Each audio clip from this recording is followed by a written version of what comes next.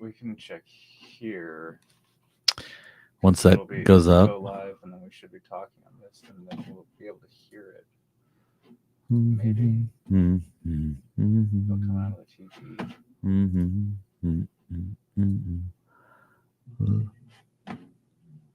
There you go. Okay.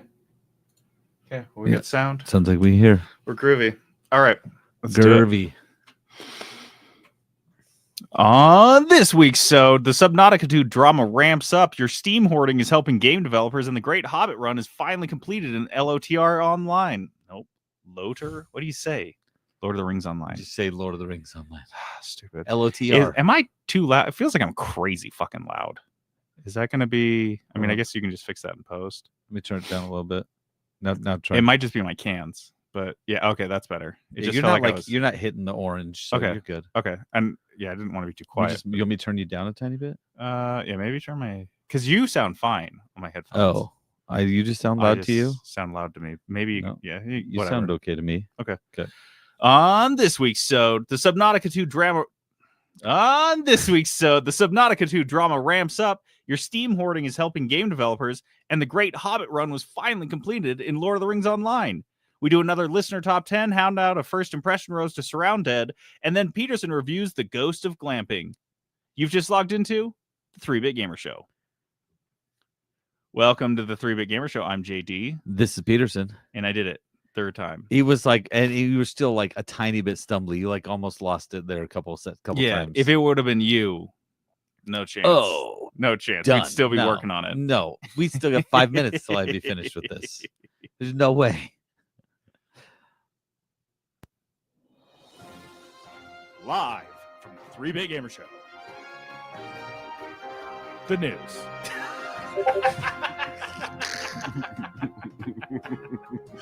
All right, our news this week is brought to us by Crave Cookies. Crave! I have the real one. Crave! Oh, there it is. Yeah. Crave Cookies, this cookie shop. If you go to cravecookies.com, you can see for yourself. Don't rely on me to tell you what Crave Cookies is. Well, I need to rely on you. You're my source. You should go to Crave Cookies and educate yourself. Because everyone has. I don't. I want to know what's on the menu. Like I want to know what's on the current menu before I go. I text JD. Yeah. It's like, hey, buddy, what's on the menu? It's so obnoxious. Right, I had a lady call the store to ask what our weekly menu was, and bro, we're not listed in the white pages. We just got a new number a couple months ago. So you are on the internet. You jumped on Google and Googled our phone number instead of just like going to our website to look at our menu, and then called me. Smart. Waited and then asked for a manager and then talked to me about what was on the. I mean, that's just efficient. That's one efficient boomer right there. I know you didn't have to tell me she was a boomer. I already know. We figured it out. All right, so new cookies drop every Friday, and you hear this podcast on Tuesday. So we're going to tell you in advance what's coming out. The sneak peek of the week coming up on the week of July 11th. That's the next week. No, that's last week. Coming up the week of July 18th. Campfire S'more remains our monthly. Here. Also the Dubai. So we have 2 monthlies. It's a new world. We got the Red Velvet Oreo. Oh, by enough red food coloring. Get that shit on your hands, dude. It's just done. Everyone thinks you went in the back room, just like opened a vein. They're like, oh, great. It's so red. The Nutella Cinnarol. The caramel cone. Guys, the caramel cone I think I talked about. This may be the best new Crave cookie I've had in years. Oh, you did talk about this one. I grind up 80 ounces of waffle pieces, like broken waffle cone pieces. And I replace 80 ounces of flour with waffle cone powder. Yep. And then, mix in some caramel, drizzle it with chocolate, and sprinkle some caramel cones on top. Is tasting. If you eat this with a scoop of ice cream, like you're gonna be in heaven. But even without it, you just feel like you're. When you get to the bottom of an ice cream cone, yeah, and there's like some chocolate nugget there at the bottom. Like this shit, it's so good. The caramel cone is like, and then the chilled berry crumble. Yeah, I'm in for that one. Yeah, Peterson digs that one, and then and then the Dubai chocolate's still back. So it's a good fucking menu. Even my least favorite one on that menu is still solid, but the caramel cone alone. gonna be taking one of those home every single day. It's so freaking good. Dude, that's like half your calorie count. Oh yeah, easily. That's what I'm eating. So get on down to Crave Cookies and get your cookie on. The Crafton Subnautica drama has thickened with a new lawsuit, an AI-generated Christmas movie, and $250 million on the line. Really interested in that Christmas movie. Oh yeah, That that's a tease, sounds- right? They buried that. This is one of my favorite parts of the story, but you're gonna have to stick with me before I get there. You guys remember we briefly reported, in fact, this was a riblets last week. How often do we have a riblet that graduates to a full rib? It doesn't gets happen a lot. Upgraded the next week to a Doesn't full happen rib. a lot. That's exactly what happened here. You guys are briefly, we talked about it last week that the 3 founders of Subnautica were fired unceremoniously, Pretty much, yeah. by the company Crafton, who bought them after the success of Subnautica. And do you know how much they paid for that studio? If you had a guess, what would you guess? For that, what's the studio called? They're called Unknown Worlds. And they'd only ever made Subnautica. That's like their only game. Oh my gosh. Now, keep in mind, I'll give you one hint. This is a 2021 valuation of a video game studio. $50 million. $500 million. I was so far off, and I Yeah. thought I was going high. Yeah, you did. But this is just absolute bonkers valuations that were happening. Everything in 2021. It was basically like money was free for a couple years. It was insane. So they were supposed to, as part of this deal, as part of that, $500 million deal, Crafton was supposed to pay $250 million to the development team if they hit certain revenue targets, which are coming due this year. And the idea here is that you've got these founders who are very wealthy now because they just made, $250 million. How do you keep them working on this game? How do you keep them involved or caring about this game? I don't know. You keep them. I'm looking at the story. Oh, what you do is you keep them on the hook with another $250 million. If you continue to work on this game for us, we got another $250 million. So that's how you keep them invested, because otherwise you don't need to. As a founder, you don't give a shit. And so the idea was that this was supposed to come out into early access this year, and it didn't. And so, because Crafton delayed the game, they're not going to get that $250 million bonus, and Crafton's the bad guy here, and they're being assholes, and they forced him out. And Crafton, in a reply, said that this was not influenced by any contractual or financial considerations. So Crafton denies this outright. They say the game could not have come out how we wanted it to come out. It just wouldn't. And on top of this, Unknown Worlds, the founders, said that they were going to share this windfall with the dev team. Crafton comes back and says, no, they weren't. If they were, that was outside of the terms of the agreement, because 90% of that $250 million payout was allocated to those three senior guys. Insane. That is insane. So the fact that the internet turned on Crafton, was like, we're gonna boycott them and all this stuff, when the 3 founders were really just gonna get richer if this game came out. It's like, we're standing for multi-millionaires at this point. Because how dare they not get all of their untold millions of dollars. So that's where we were kind of at. And Crafton came out after this news came out, and they're like, well, what the fuck? And they put out a statement, which in the world of video game statements that we've been reading since we've heard, I've never seen one so aggressive. Really? Yeah, it is so fucking aggressive. They basically come out and say that the 3 founders haven't been doing their job for the last couple of years. They're just not doing anything. And they said they've been focusing their time on other projects, which has left the game just kind of languishing. Because, I'm pretty sure early on in Subnautica's development, there was just these 3 people. And so if you're making Subnautica 2, you need them there. They don't have a huge team.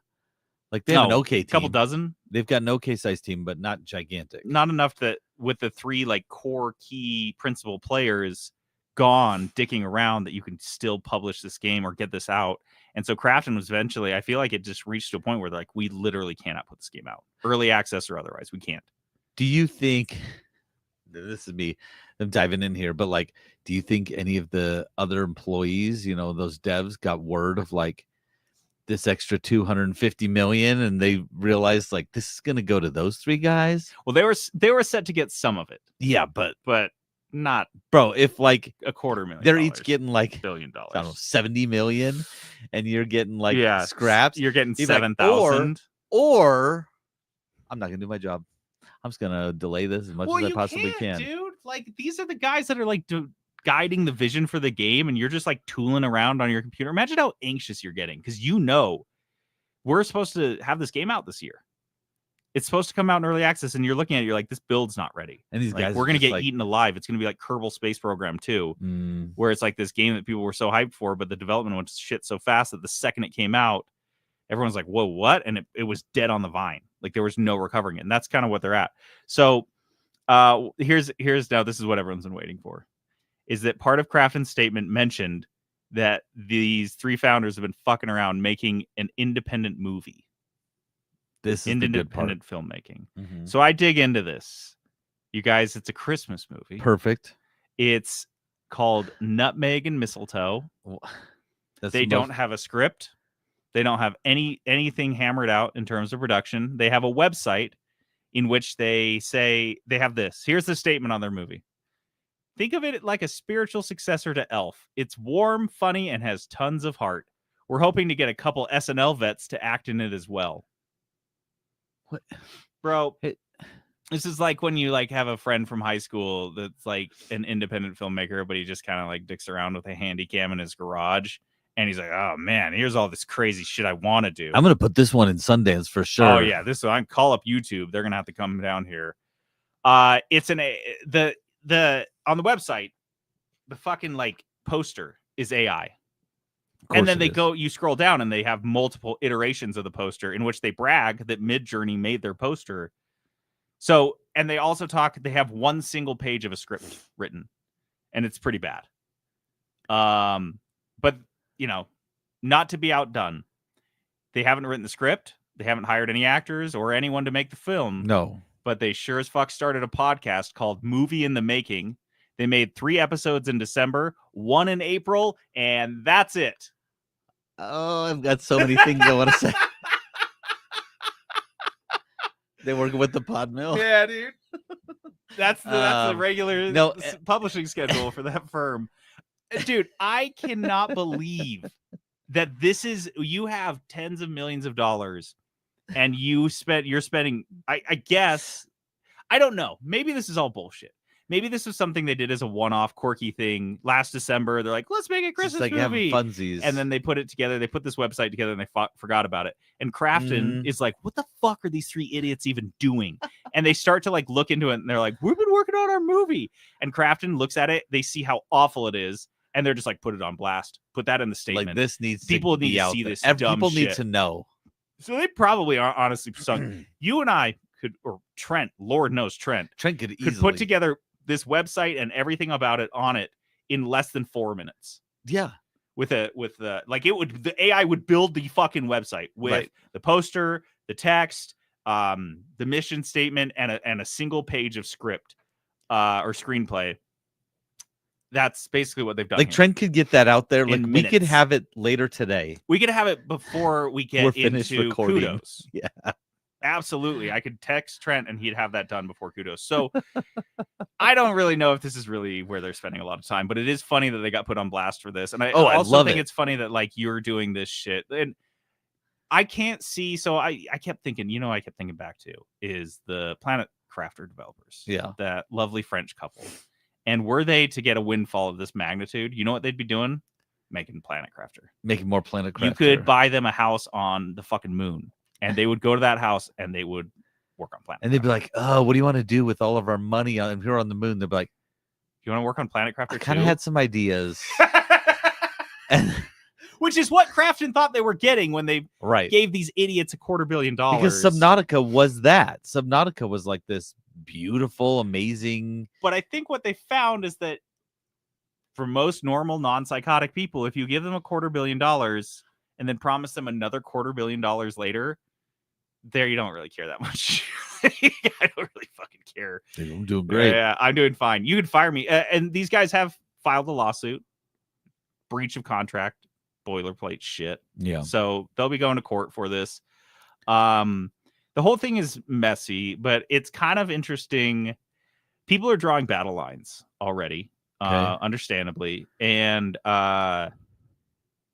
there are people that are calling for a boycott of Crafton and their games and a boycott of Subnautica 2, which is funny because it'll only hurt the developers that are remaining there. Right. And then on the other side, people are just putting these three founders on blast because everyone is expecting them to come out and make Subnautica 2 kick ass and stuff. And we find out they're working on an AI Christmas movie. Beautiful. Blowjobs. Just what. And so the last part of this is Schreier's tweet. And Schreier actually has kind of put his foot down on his stance. And for the first time in a long time, I kind of disagree with him. Which may be a mistake because generally that's the wrong position to take. Because he usually shows up with receipts. But he says that he's talking about the money, that the remaining 10%, which is what, $25 million, which is not nothing for the remaining people of the studios. And he's calling it a life-changing amount of money. Most of these people are only getting tens of thousands of dollars, which I guess is a life-changing amount of money for most Still, that's people. like a big However, in the world of game development, is that not baked into your salary? People work at, especially studios like this, with the idea that they are going to get bonuses. That's just like part of the deal. That typically has been part of the deal. Like they're saying, because remember, we've talked about this years and years ago, how the people, and if they don't get their bonus, it's like, what the fuck? It was built into their salary contract of like, however this game does, then you'll get. So I'm not like, oh wow, like that 10% is it still seems like a pittance. And I get it. These three guys, it was their studios, their game, whatever.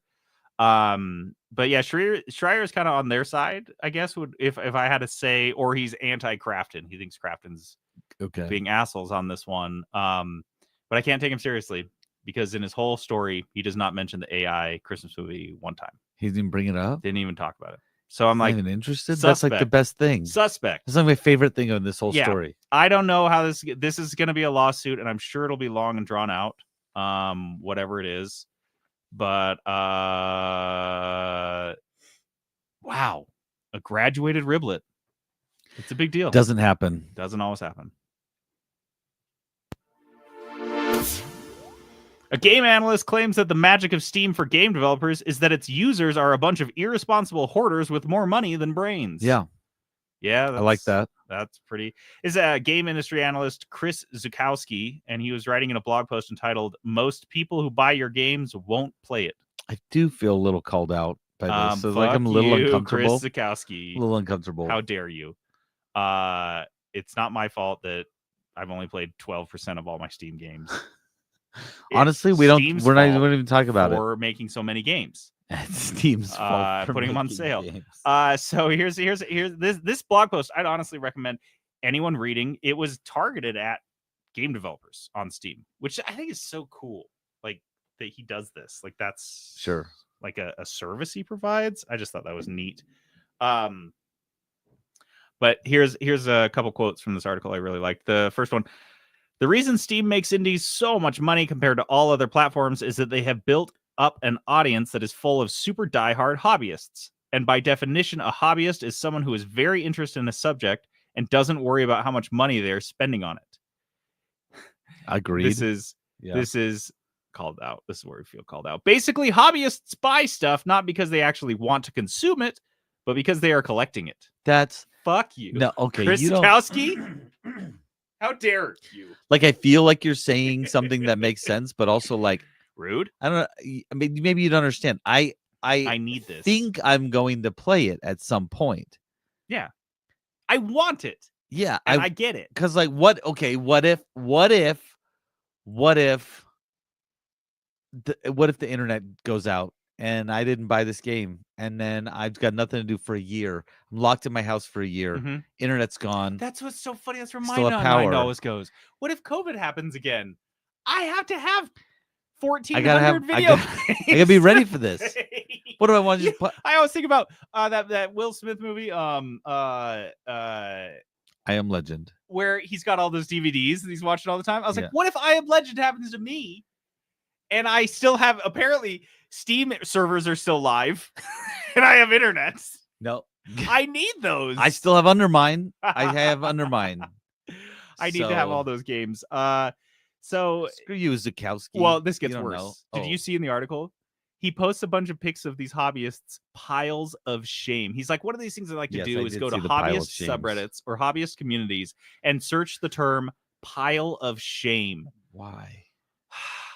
There's piles, like 5-foot piles of Warhammer stuff. The person's like, oh, I need to paint these. There's like a 6-foot tall pile of Legos that the person hasn't even opened the box, let alone built them. How dare you? Piles of shame. And I am glad that there are not physical representations of my Steam pile of shame. Oh my gosh. The yarn. Someone said, there's a comment that like I have enough yarn that it counts as insulation for my home. And then he goes on to say that the median Steam player has 51% of their collection unplayed. 51%. That does sound right, to be honest. Like I have so I section out my games. My backlog is, and one of my groups is just like unplayed. I just stopped moving games into that because I was like, this is taking too long. Unplayed part 2. It's just the rest of it unplayed, and then the stuff I haven't put into a category is also unplayed. Oh God. So here's another quote that I loved because he sums up basically saying the whole point of this is that like this is why it's worth being on Steam.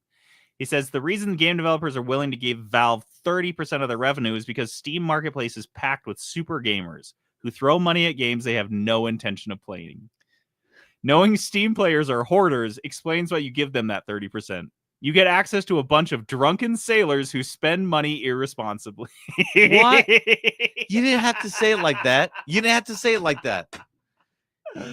Oh man! So then he goes. It's like he's chuckling while he's writing this. Oh, the whole thing he seemed like he's having like, a good oh, time this with. is great. Because he goes on to talk about Steam Next Fest data, and this breakdown's insane.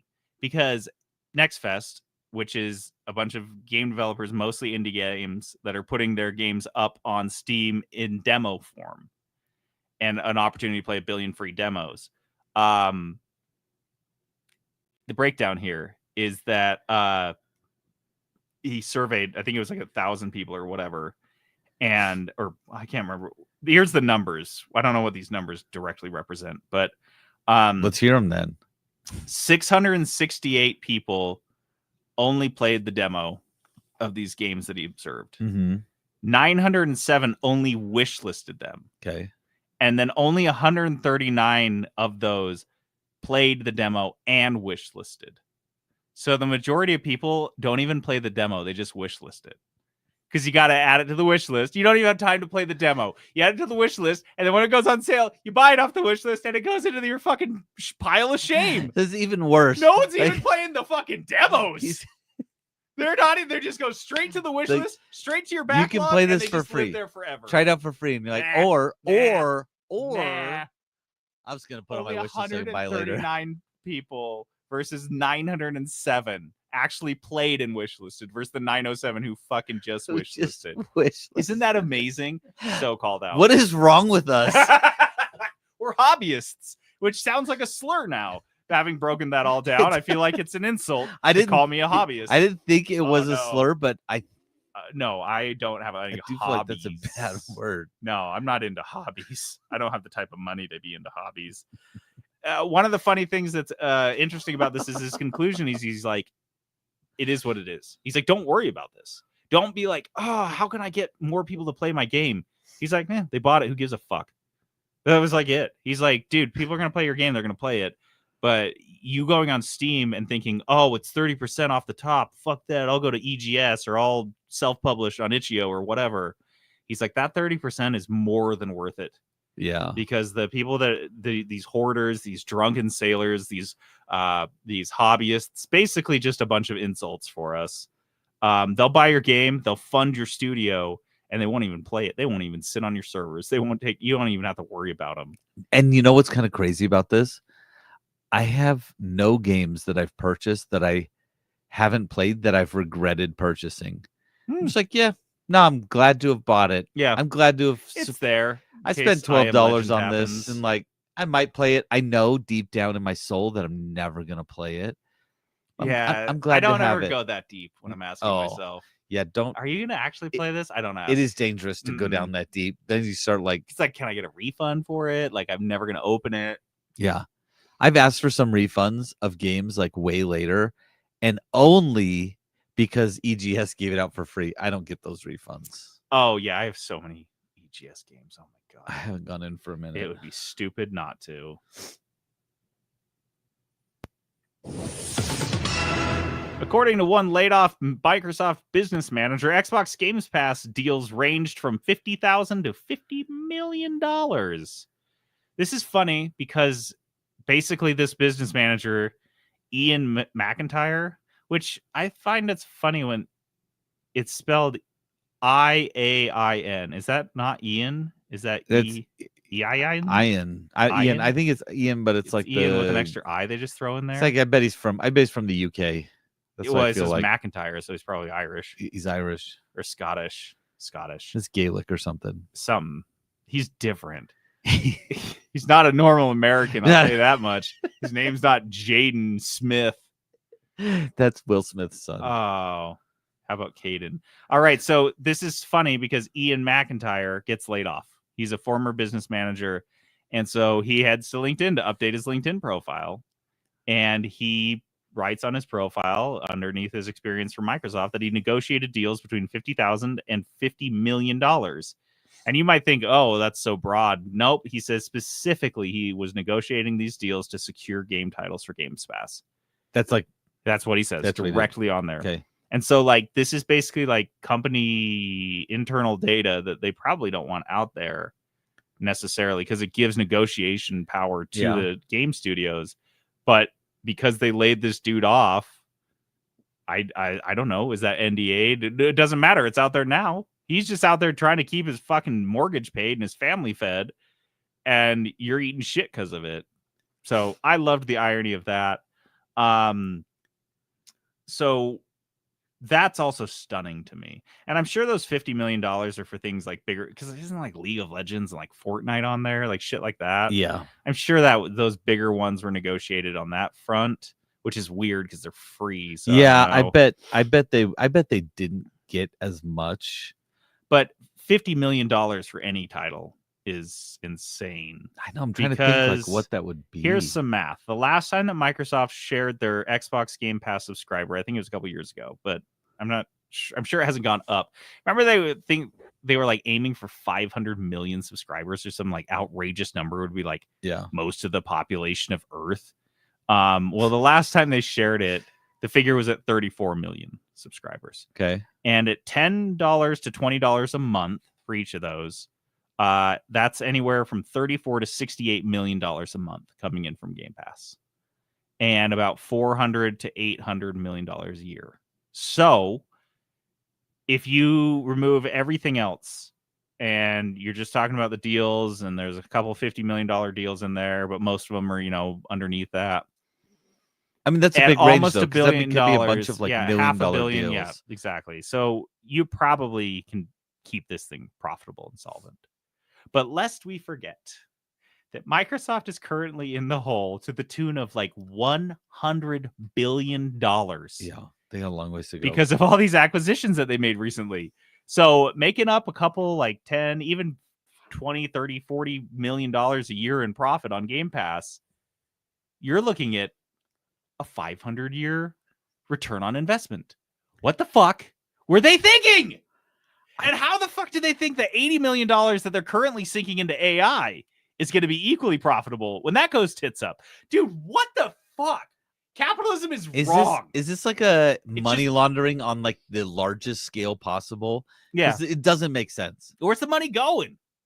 Just into like executive bonuses? So fucking crazy. It's crazy. It's so crazy. Ugh.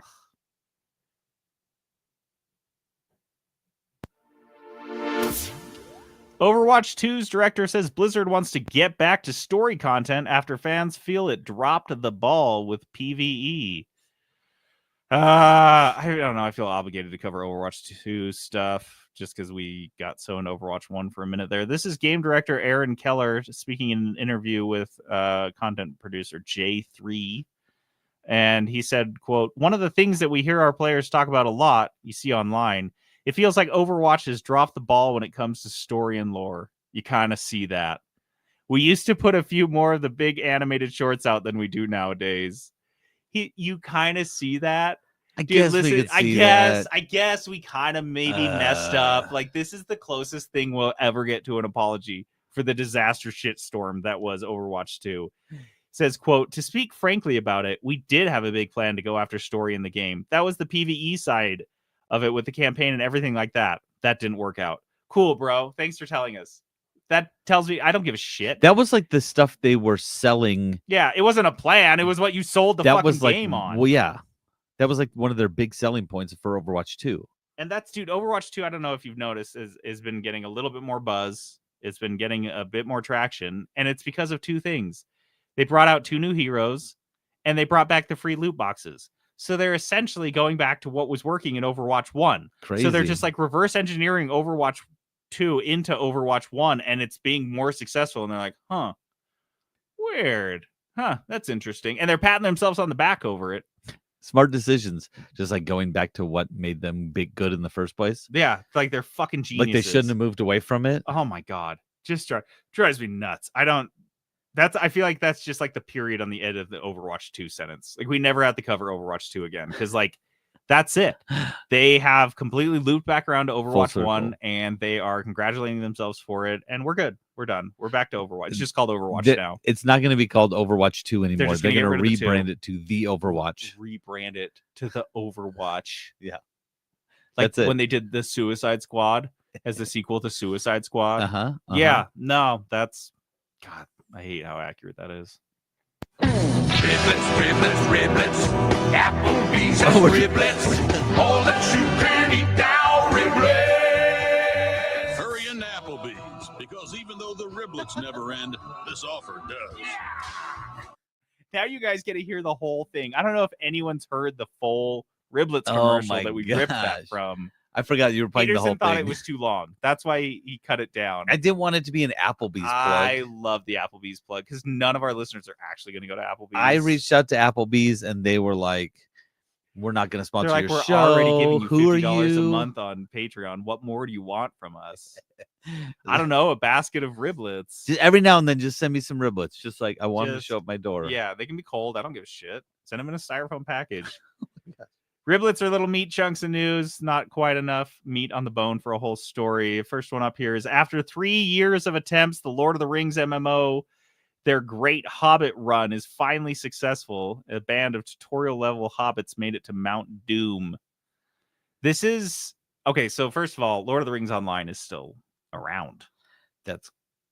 Because I remember when I was crazy. in college, like 2008, there was a dude... I had a friend who played it pretty religiously. I think I played it. Yeah, it's old, and I don't know, whatever. So I think I played it for a Dice of Destiny.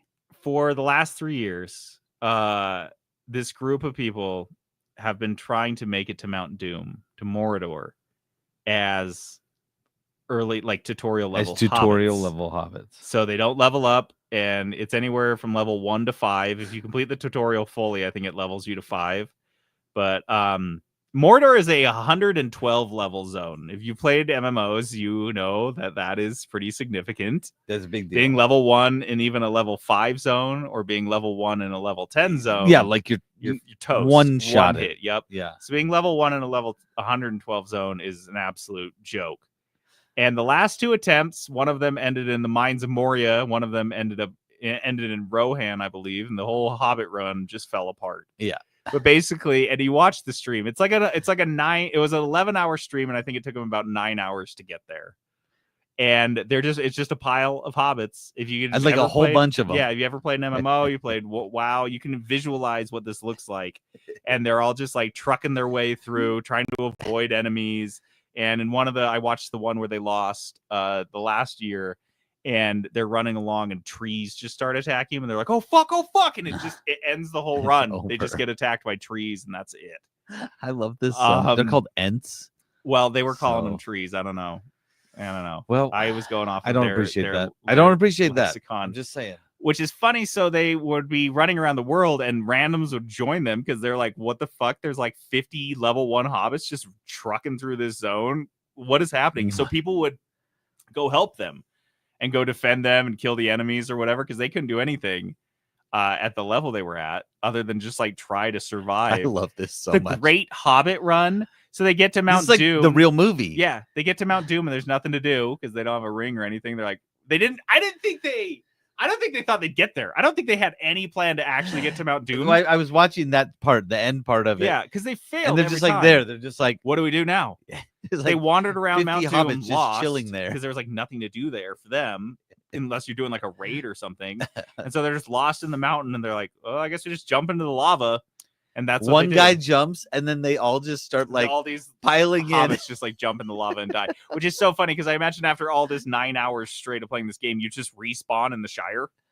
Probably. And you're like, oh well, that was it. You I didn't would level be or anything. dying if I was one of those Isn't that so- people. dude, I you would be hear 'em dying. on the videos. They're just laughing. They're clearly having the time of their fucking lives with this. This reminds me like early internet nonsense that the World of Warcraft players would get up to. Just nonsense. And I love it. The Great Hobbit run. I hope they do it every year. Seems like something I would be like. I want to be a part of this. Mhm. I want to have my stupid little Hobbit character. Yeah. And you're just running. That's all you do is just run because you can't fight and you want to avoid everyone. So you're just trying to avoid everyone's like aggro circles essentially all the way across the whole map. And what I want, what I imagine happened, some people got killed during the Hobbit run. Oh yeah. And then they're just like running them. themselves trying to catch up to the group. Yeah, like I'm gonna get back there. Well, that's what's funny is it said in this article you could spend real money to come back with the group, and that's one of those things where you're like, $10 for a revive, I guess. I'm 6 hours into this. I guess Hobbit run, I'm so invested. Here's $10. They're like, guys, we're gonna do another Hobbit run. I need everyone to have $100. Oh my god! It's the only way we're gonna make this happen. It's like when you roll up to the craps table and you put down $40, but in your pocket you have 400. Yes. You're like, I know what I'm here for. I know what I'm about. I almost feel like it wouldn't work without people being invested though in that way. Oh yeah, because everyone would just slowly get picked off. Yeah, and so they're like, no, we need a group. We need a pile to exist. We need a pack. So they said one guy. There was one guy that was like a level 40 Hobbit tried to sneak in, and they just flamed him. They were so pissed. Like, get out of here! Get out of here! Get out of here, you 40 Hobbit. Which is funny. It's not like he would be any help in a level 112 zone. He's fucked as the rest of them. No, but he played too much. They're not. They did not swing one time. Stardew Valley has dethroned Portal 2 as Steam's top-rated game. Portal 2 has been sitting there on top of the leaderboard probably for a decade or more. Forever. It's like the perfect game, and it's just no small amount, I'm sure, of a little bit of it's Steam's baby. It was the last game that Valve made, right? You give it a low rating? Half-Life Alyx. Guess what? Your Steam account Steam gone. Yep, it's deleted. Gone. Stardew Valley is sitting at an 8.87 with 899,309 votes. And now Portal is at 8.85, which is so funny looking at this 8.87, how capricious the internet is and how hard it is to please the internet with the most wholesome, flawless, wonderful game that has been constantly updated for over a decade. Right. And added to and improved. You can't even crack a 9. You can't. No, there's going to be some people out there that were like, not for me. This game wasn't for me. That's crazy. Also on my son, real quick, him and his friends right now are playing Stardew Valley together in the same world. And they're obsessed with it. I love that. And I'm so like, glad they're just discovering it. They're like so into it. Yeah. Dude, and you discover it. He's playing a different Stardew than I played. Yeah. You played. Oh, absolutely. That's so cool. It's like a fucking MMO, basically. It's just evolving. Also on this list of top 10s are, just to give you guys some context, Terraria, People Playground. What is People Playground? I don't even know. Left 4 Dead 2, Vampire Survivors, Hades, and Schedule 1. Schedule 1's on the top 10 there? list. Isn't that crazy? That is crazy. It's kind of a small game. That's crazy. Here's the other thing. So hot. Stardew is at 8.87, and they have those. Oh yeah, I said basically 900,000 votes, but Portal 2 has half the votes, 436,000. Wow. So even with more votes, Stardew's doing better, which I guess makes sense because Portal's not getting that many new gamers. I can appreciate that because Stardew is still there. She's still doing updates. This game is very much still active. Yeah. So yeah, I can appreciate that. And last riblet in the basket here, less than 20% of Tony Hawk's Pro Skater 3 and 4's soundtrack is made up of songs from the original games. That's fascinating to me. That's why I put it on here. But it gets more fascinating. So there's 54 new songs and only 10 originals. They didn't keep. I was wondering, did they keep all of the originals and just add a bunch of new ones? So nope. They wow. Yeah. Interesting. Yeah, so I think there were a lot more originals, and this is where it becomes more interesting, is that Tony Hawk himself introduced this mix of new and classic tracks. He said on Instagram that he was hoping players would enjoy discovering new music as with the original games. I can appreciate that. Dude, the man's spoken. If Tony Hawk is the one making the calls on the Tony Hawk game, you just shut up and play just it. Let it happen. You just play it. Like, if Tony Hawk says none of the original music, we're all doing new music, he's right. But also, if you think about it, like a lot of those songs got popular because of the game. Mm-hmm. And so maybe he's like, yeah, let's get some new people popular. Yep. He's like, we don't need to go back and listen to the same Yellow Card songs. Goldfinger doesn't need to be showing up again. Like these guys aren't even together anymore. Yeah. And there's like AC/DC. He's like, no, I don't need to boost AC/DC no, let's on boost my somebody game. who's actually an actual band now still. Dude, Tony Hawk is like the fucking the crocodile hunter of video games. Yeah, no, he is. He's up there. He's just wholesome. We love him. Everything he's doing is right. Protect him. Yeah, we need to keep him around.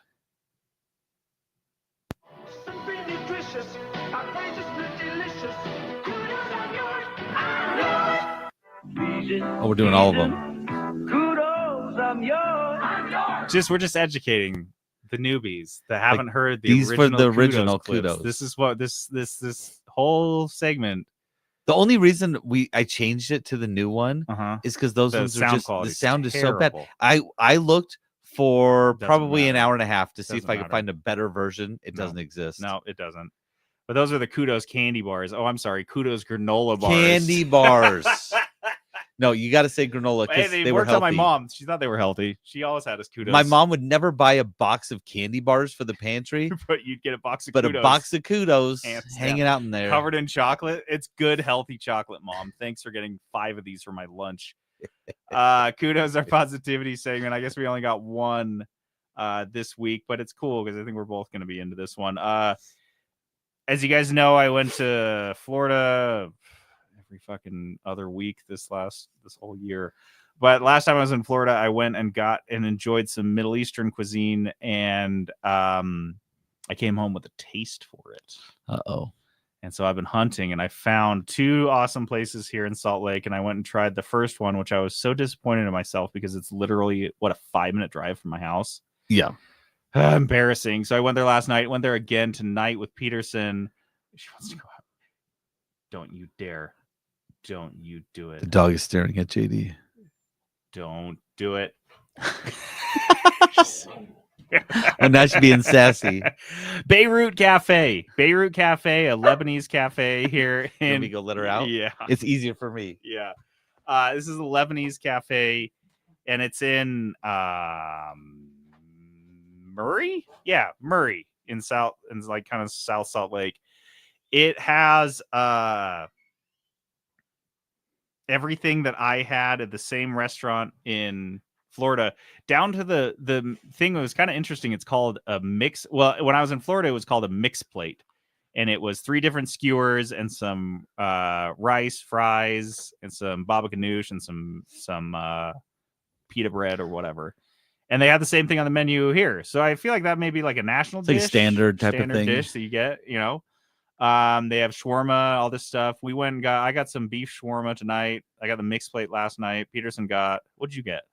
I got, I ordered the shish kebab, which was the 2 kebabs of lamb, but I got 2 kebabs of chicken. The lady working tonight was not very good at listening what we wanted, but that's okay. I felt like she couldn't find it on the board, on the things to order things. So she's just like, press the first button. She saw that was close enough. Yeah. So that's what we got. It was still amazing. Mm-hmm. Beirut Cafe, if you've never had Middle Eastern cuisine or you're kind of curious about it, I wouldn't recommend getting a gyro if you're going to expect like a Greek gyro, but everything else, because I've had that before there, and that's why I didn't go back for a long time. You go to a Greek specifically place to get a gyro. At a Middle Eastern place, unless you want like a Lebanese gyro, but it's not going to be what you're thinking. It's not the same type of thing. No. But yeah, all the food there is amazing. Yeah, I was surprised. It was good. It was all solid. Like it had the right flavors and seasonings. The meat was, the chicken was really smoky, like it had been actually grilled on a skewer, which was nice. It was good. Everything was solid. Yeah. So check it out, Beirut Cafe. If you're in Salt Lake. If you're not, just go find yourself a good Go find yourself a mixed plate. Good Middle Eastern restaurant. Plate. If you haven't eaten that type of food, you really should. It's not. Some people are worried because they're like, it might be like it's too adventurous. No, it's really not. It's just not meat and rice, y'all. And the seasonings they do very well with the seasonings out there. But it's not like so aggressive. You're gonna be like, oh, it's not weird. Yeah, you're not gonna eat it and be like, these are flavors I've never had before. And this is nothing. I'm not knocking Indian food, because I do enjoy Indian food, but Indian food is pretty out there compared to like a normal American diet. Yeah, but Middle Eastern food is like not nearly I'd say it's much that. easier. I mean, there's stuff that might be like a little more out there, but mostly not. They use like lemon and they use like herbs. It's not gonna, And so it's really nice. Like sometimes you order an Indian dish and you're like, what the fuck is this? You're this like, is a lot. The flavor punches you in the face 5 times. Yes. And again, not a diss. No, I love it. It's different. It's very different, but this is not. So check that out, Beirut Cafe. I'm just gonna play it. I didn't have a kudos because this was not a kudos week for me. So one of those weeks. I'll just play this so you have this, so you know where to cut the clip in. Oh my God. I guess I don't know. I'm not cutting anything in. You guys are getting a flowy laugh. Oh God. All right. So we've got another top 10 for us. Who you're doing listener top 10s, and this week's comes to us from Silverthorne. So there's trumpets coming. There they are. I've been informed that my presence is required for a top something or rather. Unfortunately, I've come down with a case of the I can't be bothered. So I've asked one of my minions to do it for me. Okay. Oh, Mousepad, where are you? Here, oh great one. I am here. Very well. Proceed. Their Highness Silverthorne's top 10 favorite games are as follows. And I should mention, for legal reasons, this list is in no particular order and is subject to change. World of Warcraft, Escape from Tarkov, PUBG, Path of Exile, RuneScape, KOTOR, Knights of the Old Republic, Phantasy Star Online, Diablo 2, Final Fantasy Tactics, King's Quest 6, and all the King's Quest games. Did I get them all? I think so. 1, 2, 3, 4, 5, 6, 7, 10. You got them. I got them. All right. JD was typing furiously, and I was kind of watching it happen as those were being read off. He got really messed up at Phantasy Star Online. That was where he because I got started lost. typing fantasy with an F, and then when I heard star, I had to change. He was like, "No," and he got all messed up. Oh, all right. Thank you, Silverthorne. I love that. I also love there's a theme here. With I think the majority of our lists have not come in order, which I gotta respect and understand because that was the hardest part for me. Getting narrowing it down, like actually putting them in hard, order, but, especially those top 3 to 5 were like. But I feel like it was just dragging. Like I drag it above games until I couldn't. I was like, nope, it's not above any of these games. Right. And then I just kept dragging until I had the ones on top that nothing. There were some though that were like, I'm just not sure. Like there are reasons why I like this more, but there's reasons why this one was better. So it's like kind of hard to rank. For me at least, but yeah, either this is just like they're just putting out their top 10, or they just didn't want to put in that the extra 5 hours of work. Come on, guys. The extra, honestly, it's at least an extra 45 minutes, and that's not exaggerating. And it's not like an easy I'm just looking at my computer. You're thinking, your brain is hurting, and you're gonna switch it up so many times. Yep. And you're like, this isn't right. I don't. And then you'll probably take some games off because you're like, you know what? No, screw this game. I don't do I even like this game anymore. And that would be interesting because if anyone that didn't order their top 10 actually tried to order it, it would probably be a different top 10. You'd probably have games that would drop off. That's what I found. I know. That's how Age of Empires dropped off for me. So we'll go through this list individually. There's a theme here with his game. If you're noticing, What do you think the there are a theme is? lot of online Yeah. multiplayer games. Yeah. Maybe it's something about the isolation of the Great North. Yeah, there's just like no people up there. Yeah. So You gotta they're just find like, them we got to find on the somebody to internet. play with. Yeah. World of Warcraft has been on a couple of our lists, unsurprisingly. Yeah. Escape from Tarkov, This has only been on one other list, I think. but it's notable that it's Yeah. been on 2 lists. Mhm. PUBG, kind of a surprise. That was on mine, I think, wasn't it? I didn't know that Silverthorne was into PUBG though. Did you know I that?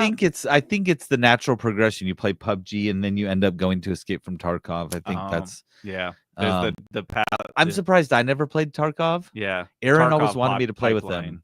He Yeah. always wanted me to play. Because you start with DayZ to PUBG to Tarkov. Yeah. And Arma might be in that pipeline at some point. Arma's too. like the very beginning. If you got in that early. Yeah. Yeah. Path of Exile, RuneScape.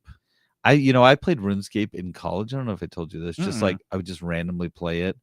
And I didn't know what I was supposed to do. It's an MMO, right? Yeah. Yeah, that's not It's a game like you pixely, randomly play. And I was just like, I don't know what I'm supposed to be doing. Like, why is everyone so high level? And there's like locked areas. And I was like, I don't know. Why can't I get to Mordor? Why can't I just run my Just Hobbit wanna feet run to there. Mordor? What the hell? Level 1. What does that mean?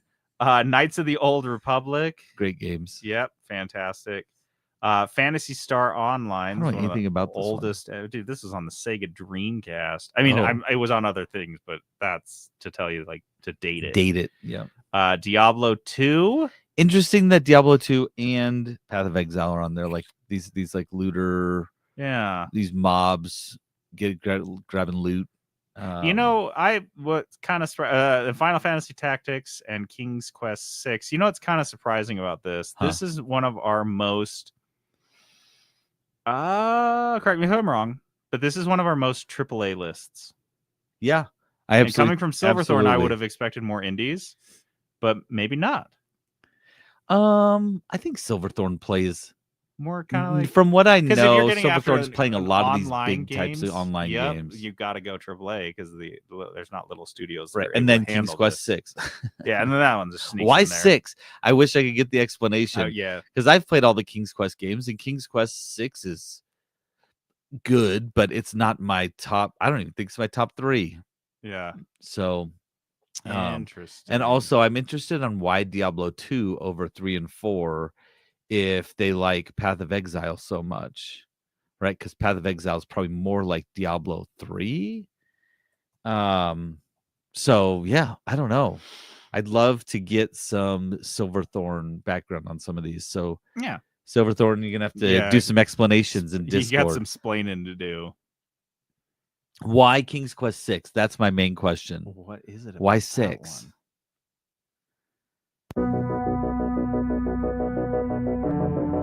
Oh my god. Oh my god. Oh my god. Oh my god. The first impression rose. First impression rose. Oh my god.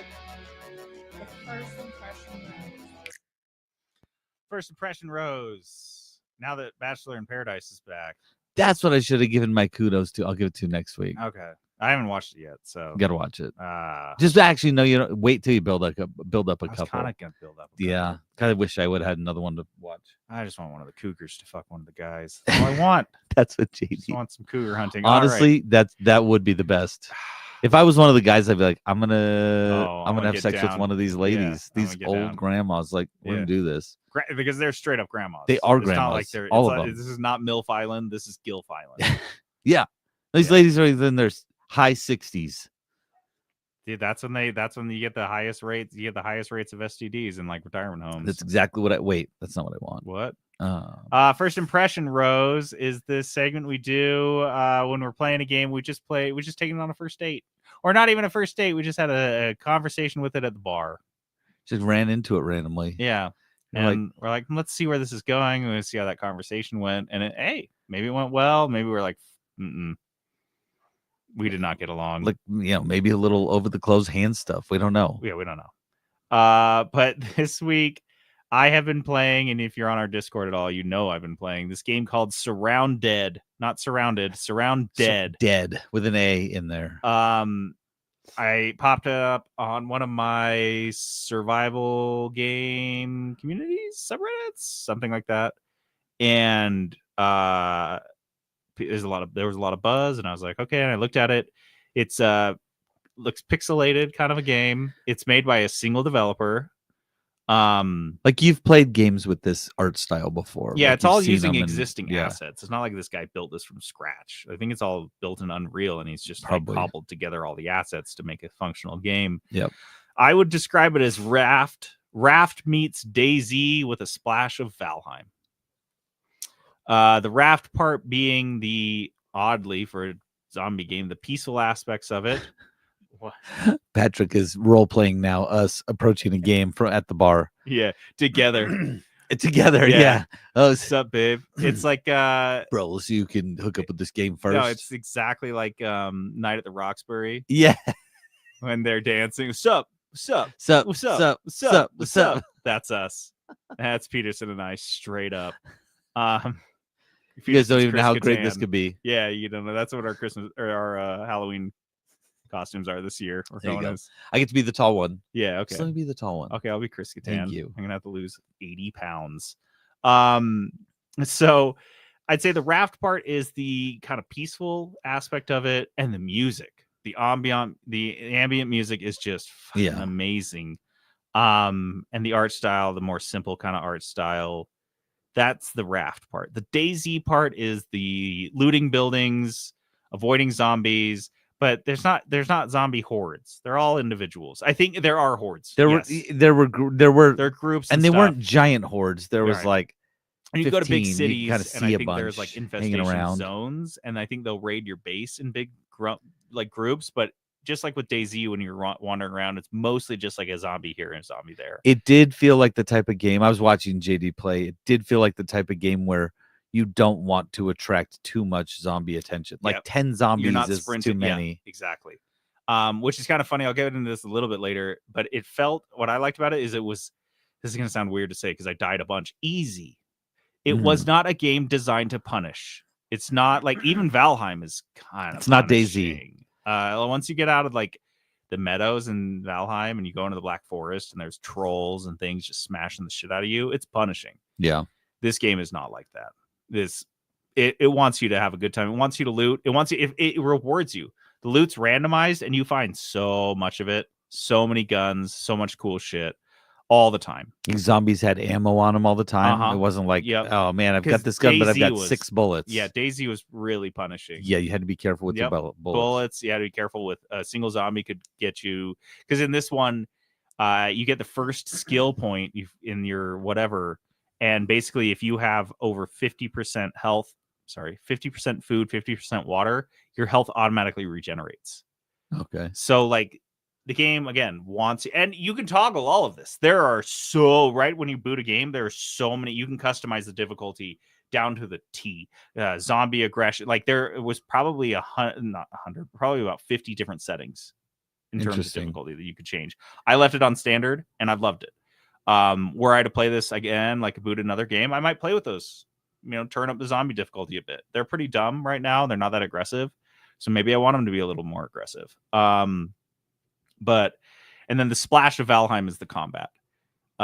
Because in Valheim, it's like the enemies, you can kind of see them. They're off in the distance, and you can decide, I'm going to go take the long way around these guys. Avoid it. But it's not like there's constant combat. Like you think about, what was that game I introduced you guys, and then you guys played it like crazy. That zombie game. It was kind of a top down. Yeah, what was that called? Day something. I don't know. I can't remember. Anyway, but that one, there were zombies all the time. They were coming at you from all fucking directions. Oh, and there would be like too many. Yeah. You'd get a horde, and you were like, Nope, probably not gonna this one. die. Just little guys here and there. The like I mentioned, the music is fantastic. Just like Raft and Valheim, it just kind of kicks on randomly, and it's really enjoyable. The combat's solid. Combat's simple. Melee guns. And the melee, you just swing your thing. There's no blocking. There's no bullshit. I like swinging my thing. guns. Yeah, me too. It honestly, to me, when I was watching you, reminded, if anyone's played 7 Days to Die, it looked and felt a lot like 7 Days to Die. Yeah, so that was cool. There is the loot I mentioned is randomized. And so the that's one thing that I thought was kind of interesting about it when I was playing, is that there is I didn't know you had a save. So the first couple times I died, I just started over and I was like, this can't be right. So I started quick saving, and every time I would load a quick save, it would basically reboot the instance. So if you quick save right before you fight a big boss or a bunch of group of enemies, Project Zomboid. Thank you, Patrick. Yeah, I nailed it. But if you quick save and you load it, those enemies are going to be gone. And in fact, if you quick save and load it in front of a container, it'll like the spawn new the stuff. loot. So you can sit there. This game is the most cheesable game. It's in early access, and you could cheese it like fucking wild. Yeah. To the next point is this storage mini game. So you want to talk about cheesing. There are bags. You can pick up bags, like you can pick up bags in any zombie game, and they have X amount of slots. But if you have a bag with 20 slots and then you find another bag, you could put that bag inside the 20 slot bag, and the bag will take up fewer slots in that bag than it has available inside of it. So the bag might only take up 9 bags slots, on bags on bags. but it has, that's literally what I wrote here. Bags on bags on bags. It really is, though. And I would watch him. He's opening up his inventory. He's like, open a bag. Yeah. Inside that is another bag full of stuff. And Inside is another bag full of things. Yep. Which is amazing. I think it must have been maybe a happy accident when he was developing it. He was just like, I kind of like it. want to fix I like it. this. Like, and I was there's a lot of loot, so like you need a lot of slots. And you don't start building like right away, so it's not like you have a ton of storage. With Valheim, you could build a little shack and build a storage like box really, really quickly, and you start putting your stuff in it.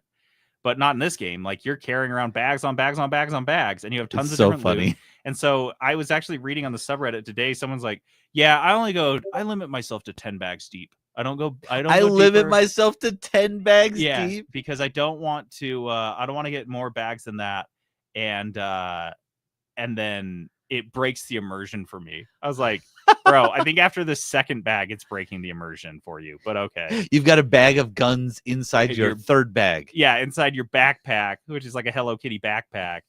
Like, come on, guys. We know what we're doing here. It breaks the immersion. Yeah, it's pretty funny. I don't want to go 10 bags deep. So you don't have to, like, whatever. And I've started building, and so I have tons of loot, tons of weapons and ammo. I've just started building. I made a couple crafting tables. I've started to make fences. Could you set up a base then? Yeah, it's a little mini base. It's a little guy. I don't know if it's gonna be my permanent, because in these you like don't want to get too invested because you're gonna find the perfect spot, a better to build, spot, and so I'm not going. Yeah. The map itself is big, not impossibly big, not like Valheim big. But it's enough that you like have a good. There's enough to explore. Probably 20-30 hours for me, taking it slow, and it's fun going and clearing and everything resets in the morning. So I was in the middle of a city clearing it all out, and then like everything reset in the morning, and like all the zombies are back, all the loot was fresh. So you could just, like I said, that does seem problematic for me. Yeah, you just never stop because you can go through and hit all those loot boxes again. So yeah, it definitely gets my first impression rose. I want to play a little bit more with this. I want to see where this goes. Okay. You've had a couple late nights with it already. That's so when like, I know a game is good. I don't know if you're like giving out your first impression rose yet, because I feel like you guys have already to this game. You've already been to you guys have a couple late nights. Let's just say we put a blanket over our laps and watched a movie. Okay, well, you didn't watch the movie, but the movie was there. I was watching it because it was Jim Carrey's The Mask, and he can't look away from it. Okay, well, but stuff was happening under the blanket. It was. I was there. It was a good night, bro. Yeah, good night. No, I appreciated it. I appreciate letting me sit on the. I even had a little corner of the blanket. Little blanket time. It was warm under there. Surround Dead on Steam. I believe it's like $12. I picked it up for $6. That was another big selling point of this, is I knew I could get it for like dirt fucking cheap. Zombies and chill. Nice. Yeah, Zombies and Chill. That's what we call it. Check this game out if you're into survival. If you liked, like I said, Raft, DayZ, Valheim. Hell, even Project Zomboid, 7 Days to Die. This is that genre, but it's different flavor. For sure, it's a different flavor. Some people are going to be like, oh, I wish it was more of this. I wish it was more, which you can change those settings. I do want it to be multiplayer. They are adding that. That's on his that's on like his a big roadmap. deal for this. Yeah, he's got now I think he got a pretty good Steam pushed this, and Steam does this when a game has getting buzzy. Steam will just kind of put out a fucking trial balloon to be like, hey, what do people think about that? Yeah. And I caught that trial balloon, and I think a lot of other people did. So I think he's got a pretty good. Actually, let's see Steam. I want to see the charts right now. See where I wish listed it after watching you play it, because this does feel like something I would enjoy, but I feel like I want to play with other people, mostly so I don't have to build anything.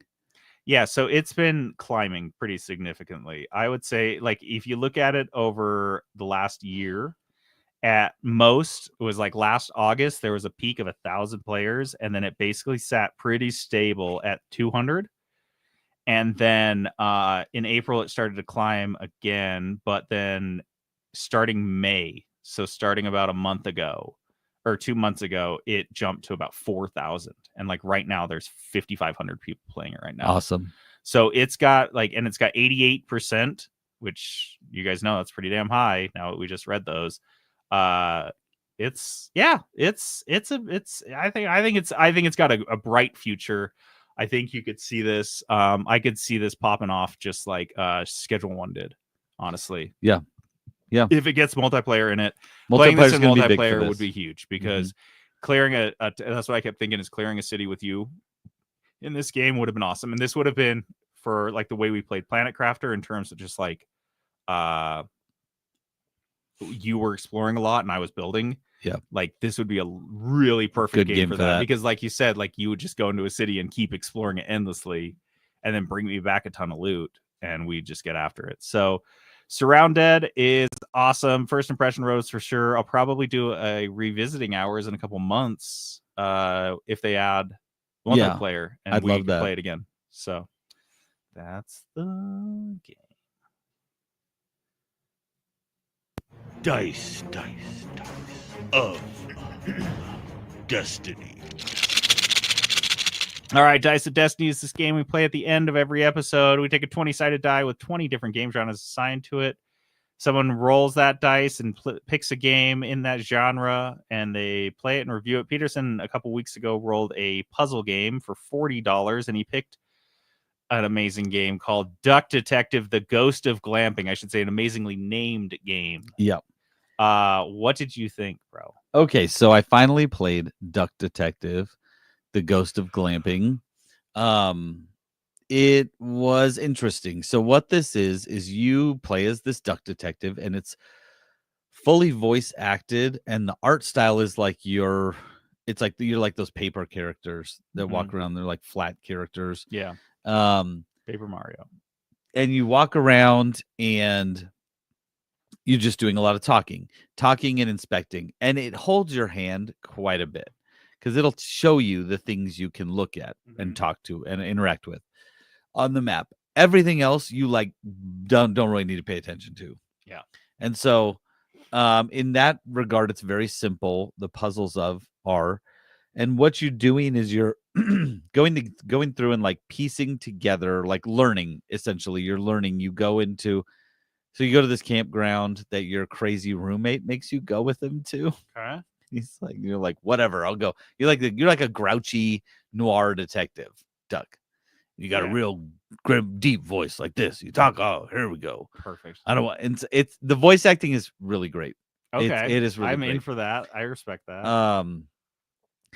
And as you go through, you have to just like you'll be on the board there on the level, because then it'll often be like you can't move over to this next screen until you've kind of pieced everything together here. Okay. And the mystery is really like not serious. The game does not take itself seriously. It's not like a serious like who killed this person. It's like who keeps stealing the chairs at this campsite. Yeah. Yeah. And they're like, well, it's haunted, so it's the ghosts, of course. Right. And so Scooby-Doo. It is the Scooby-Doo scenario for sure. It sounds exactly like Scooby-Doo. Low stakes. Right. Everyone keeps blaming the ghosts, and you're like, I know it's not the ghosts. It's the capitalists every time.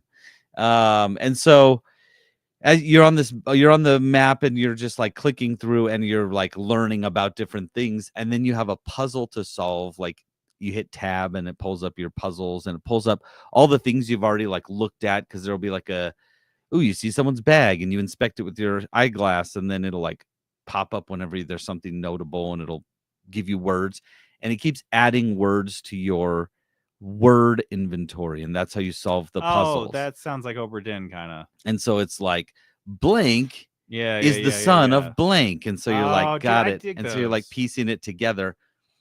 It was kind of fun to do some of that for a minute. It did there was a lot of like learning who was who, and the names were pretty wacky, Weird. and so it's kind of hard to be like, I wait, don't love that. who was this? I Yeah. can't remember. And so there was a couple puzzles where I would kind of get stuck on and be like, I didn't get that at all. I have no idea.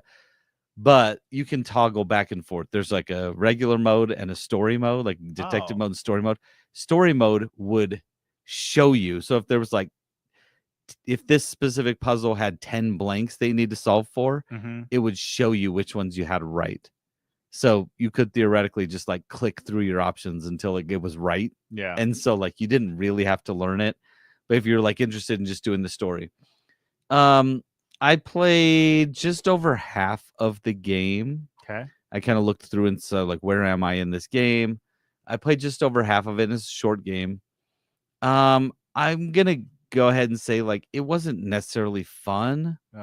It wasn't like bad at all. It just was like kind of lost you. It like you're not gonna finish. It wasn't exciting. It wasn't like you weren't excited when you finished. There's like puzzle games where you're doing the puzzle and you're like, that was awesome.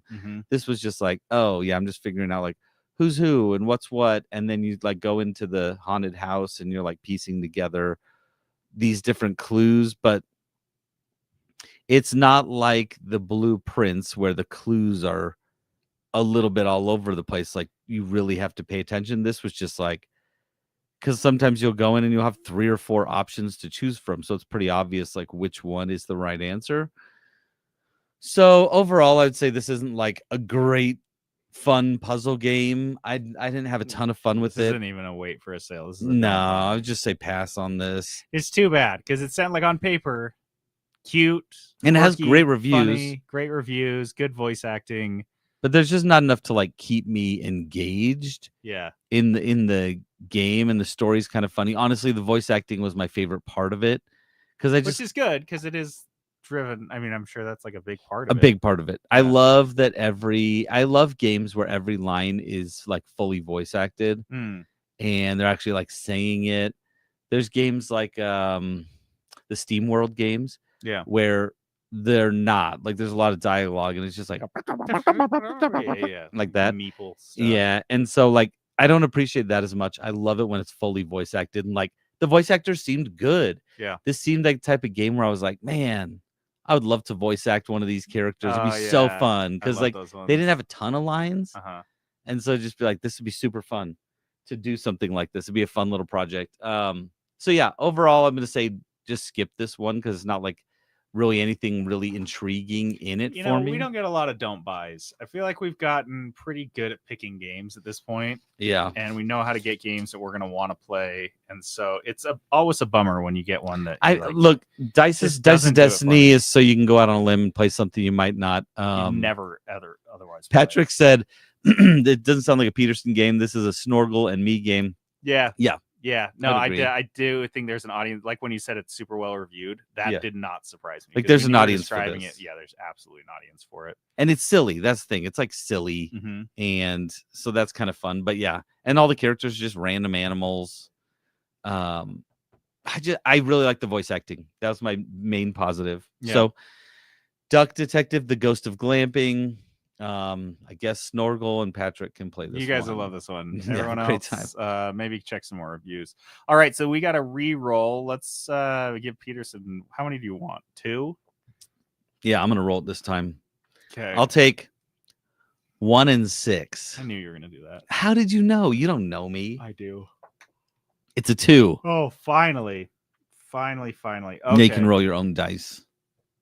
All right. Roll your own destiny. I will roll my own destiny here. I'm so actually rolling excited. a 20? Yeah. You know what I was thinking? What if we added as one of the numbers, like random number in the middle that was like, you have 1 minute to decide what game you're going to play. Oh. time. Well, we do Right now. I like you have to that. decide right now. I like that because we do. You know what we haven't gotten? We've only gotten once or twice. Is the one? Do you remember what one is? Yeah, you have to roll another. You have to double up on the genre. You got it. That one. But yeah, maybe like a 10 It's like is a like timer. a decide. So you roll the 10, and then you have to pull up Steam and get Like, ready. you have to do this right now. And you're gonna roll another get 2 one, and minutes. you have like 2 minutes to pick your game. But we're gonna do that next time we roll a 10. We'll swap We're it gonna add out it on there. because it's roguelike right now. Yeah, we can't get rid of that one. That's the best one. 7. Oh, I thought that was a 1. Oh my god. No, the one's right there. Oh, no. Pretty close. All right. Oh, this one's fun. A 7 is a Steam top 10 new and trending. Oh, So it's he's gonna playing be a sex game. Sex game, maybe. Don't look right now. You want to wait until tomorrow. Why? I don't know. There was nothing super good on it right now. I want to think. see what how do you do new and Just scroll down. noteworthy? Just scroll down. Okay. Just go to the main homepage and scroll down, and there's like new and trending. Okay, here's what we got on the top 10. One called Last Report, which is only $4. It's like a zombie one, isn't it? Yeah, Or I no? guess. It looks it's got blood all over It it. does have blood. Last all Report over is a dark horror game where you play as a night shift park ranger. While monitoring the camera footage, you start noticing strange events. Uncover the terrifying secret of the national park. Something it. Oof. moved under the window, but don't worry, it's probably just another deer, right? Okay. This looks gonna be a like chupacabra. another Patrick and Snorgle game. It's gonna be a It's like a point and chupacabra. click. Yeah, okay, that one's fun. Tony Hawk's Pro Skater 3 and 4. Patapon 1+2 replay. Islanders New Shores, a solitaire mystery. Backyard Baseball 01. Do you have sex games turned off? Because mine is like almost all sex games. Well, I do have Mecha Break, System Shock 2, and then Uma Musume, Pretty Derby, and then Suit for Hire. I think Pretty Derby is probably listen to this. Is it sexy enough though? It's just a bunch of anime girls running. Oh, Like they just are like running on a track. there you go. That's the one. That's the one you're playing. Not what I will be playing. Yeah, so this is cool. Wait, roll your price. That's oh good. yeah, that is going to dictate. That's funny because that'll narrow this down. What I actually can buy.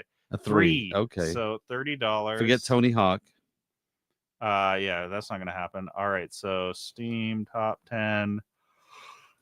Take it from the top. $30. We're gonna get to sing that song again. Okay. Yeah, that's fun. That'll be a fun one. I don't know if we gotten that one yet. See, yeah, my top. You have nudity turned off or something. My top one is, "Don't tell mom, I fed my stepsister." I fed my stepsister. I don't like that at all. I don't like No. that even a little bit. Thank you. Okay. That's too bad for you. Well, you did play your sex game on your Steam account. That was your bad. I told you not to do that. No, I'm doing it. I don't care. Well, that's why you don't get to complain. I get to complain whenever I want. Oh my gosh. All right. That's it. We did the whole episode. Who was on here? Patrick, Abby, Patrocles is still here. Snorgle. Snorgle was here. Anyone else? I didn't see anyone. Jeff commented. Yeah. All right. Ooh, System Shock 2. Maybe I check that out. The spiritual predecessor to BioShock. Interesting. All right. Well, that's it. I like this music. Dude, I'm telling you, Surrounded's got a great soundtrack. If nothing else, for $6, just to wander around kind of a open pixely world and Loot. Yeah, that's like, honestly, it's more of a loot game than it is a zombie game for sure. So check that out. Thanks to everyone who shopped on our YouTube. We stream almost every Sunday. If not, we do it on a Monday. Sunday or night. Monday. Yeah. So yeah, jump on and hang out with us. If not, jump into our Discord and hang out there. We got an amazing little Discord community. Mm-hmm. It's really nice. Snorgle set up a Discord for his own channel, and he was asking me for some advice. I was like, bro, I don't know. Like, I don't do shit. Like, we don't have anyone doing anything inappropriate. No. We have no need for any sort of moderation whatsoever in like 5 Never. years of this Discord. We just don't have issues, and I just don't think about it. Not Like at there are all. Maybe probably once. permissions that If there I was need an to issue, set I'd up. be like, "What do we do?" Yeah, I don't like know. I don't know what the fuck to do. But everyone Shut it down. Shut the whole thing That's down. probably what we'd end up Delete. doing. Just delete it. So yeah, our Discord's amazing. If you guys haven't come by, hang out. It's a very supportive, cool, quirky community. And there's there's spin-offs and other communities you can go explore, which is really cool. All right, I'm JD logging off. And this is Peterson going AFK.